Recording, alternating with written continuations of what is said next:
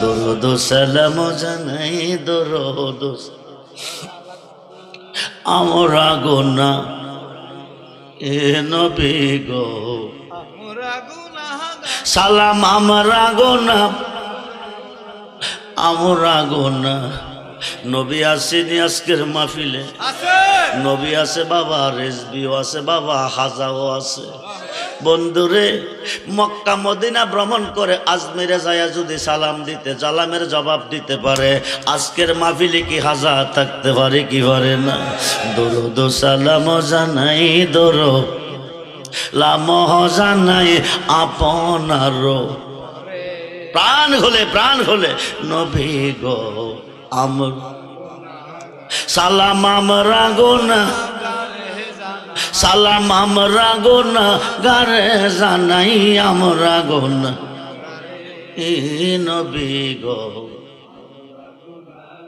কি দন আছে আমার কাছে কে দিব নবী কি দহন আছে আমার কাছে কে দিব আপনারে নবী গো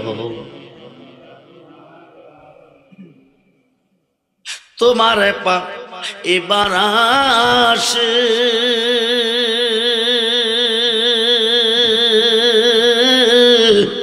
নবী গুরতিসি পা গলের বেশে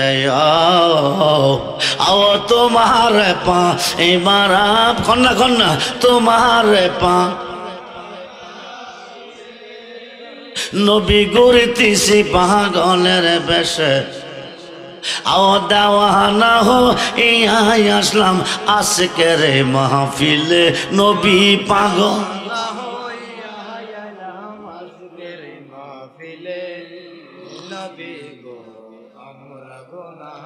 দরুদ সালাম জানাই সালাম জানাই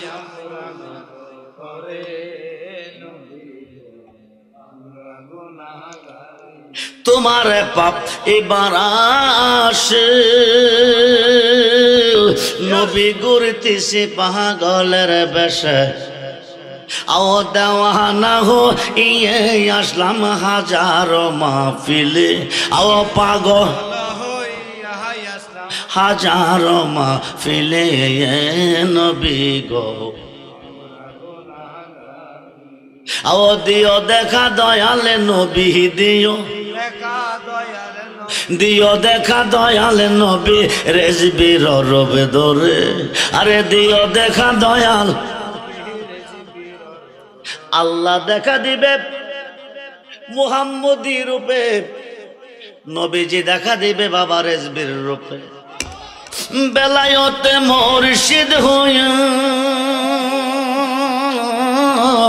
আরে বেলায়েতে মুর্শিদ হইয়া আসলেন নবী এ দরাতে আরে আস মুর্শিদ কেন পাইলে কে আর রাসূল পাবি বেলায়েতে মুর্শিদ হইয়া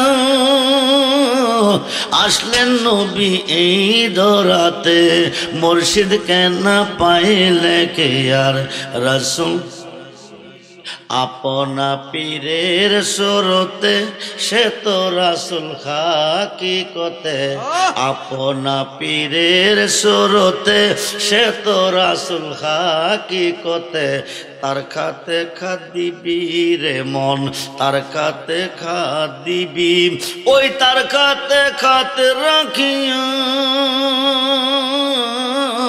সেরাত পার হয়ে যাবি আর কোন দন চাই না হাজার কোন দন চাই না যা যাইতে তোমার সঙ্গে নিয়ম বাতেলের মোল্লা দিয়া যাই না মাস্তানা পড়েও রেজবি তোমার তরিকতের পাগল দিয়া যাই না মাস রাইয়া দিও যাইতে তোমার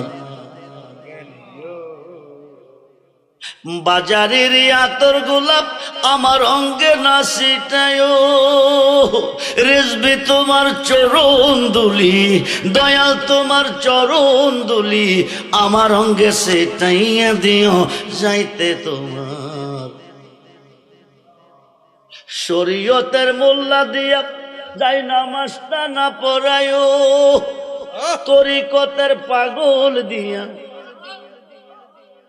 জগৎ বিখ্যাত তাফসির, তাফসিরে কবিরের 475 পৃষ্ঠা ইমাম ফখরুদ্দিন রাজি রহমাতুল্লাহ আলাইহি লিখেন, ইসলাম জগতের প্রথম সাহাবী খলিফাতুল মুসলিমিন হযরত আবু বকর সিদ্দিক রাদিয়াল্লাহু তাআলা ইন্তেকালের আগে ইসলাম জগতের চতুর্থ সাহাবী শেরে হুদা আলী, যিনি মারিফতের ভান্ডার, আনা মাদিনাতুল ইলমে ওয়া আলিউন বাবুহা, নবী কো আমি মদিনার ইলমের শহর, আলী হলো সেই শহরের দরজা।